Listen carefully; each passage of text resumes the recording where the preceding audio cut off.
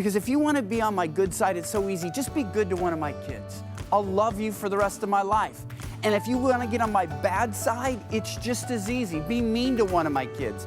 And when I realized that God looks at my wife, his daughter, the same way that I look at my children with the holier and purer passion, it completely transformed the way I looked at marriage.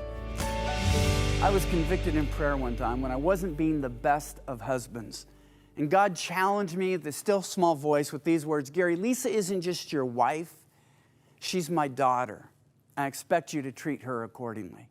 What the Lord was doing was helping me apply 1 John 3:1 that says this, see what kind of love the Father has given us, that we should be called the children of God. And I claim that as a single man. That's my identity. I'm God's son. And God was saying, yes, that's true. But that also means your wife is my daughter. And not just a distant daughter, but according to Ephesians 5:1, a dearly loved child. And you know what? When I had kids, I got it. Because if you want to be on my good side, it's so easy. Just be good to one of my kids. I'll love you for the rest of my life. And if you want to get on my bad side, it's just as easy. Be mean to one of my kids. Tease one of my kids. Make one of my kids feel miserable. My blood pressure will rise if I even hear your name. Because I'd much rather you mess with me than one of my kids. And every parent listening to me knows exactly what I'm talking about. And when I realized that God looks at my wife, his daughter, the same way that I look at my children with the holier and purer passion, it completely transformed the way I looked at marriage. A foundational Christian truth is that we view God as our heavenly Father. But on the day we get married, in a very real sense, God becomes our heavenly Father-in-law. And that's an entirely different experience. We talked in an earlier session about how we all stumble in many ways in James 3:2.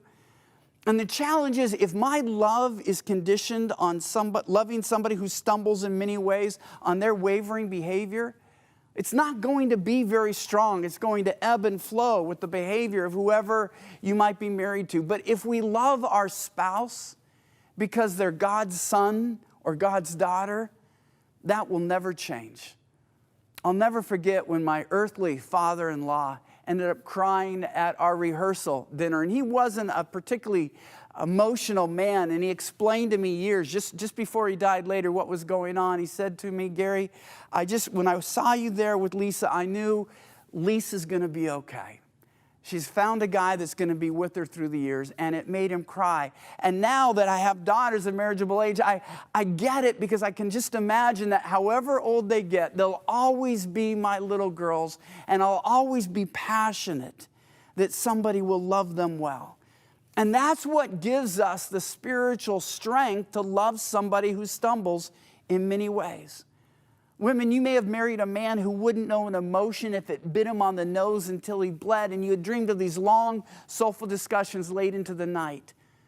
But what if you made your heavenly father-in-law cry on the day you got married, gathering the angels saying, we're going to have a party because my son is being married by a woman who she's going to stand by him, she's going to respect him, she's going to love him, she's going to build him up to become the man I created him to be. And men, when you married that wife, you may not know that she had Alzheimer's or breast cancer in her future, and you may think, I didn't sign up for this. This isn't why I got married.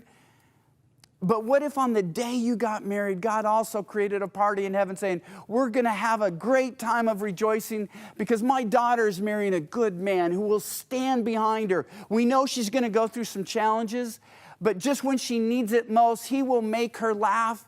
If she loses all her hair, he will kiss her and say, you have never looked more beautiful to me. We've got a party because my daughter is marrying a good man.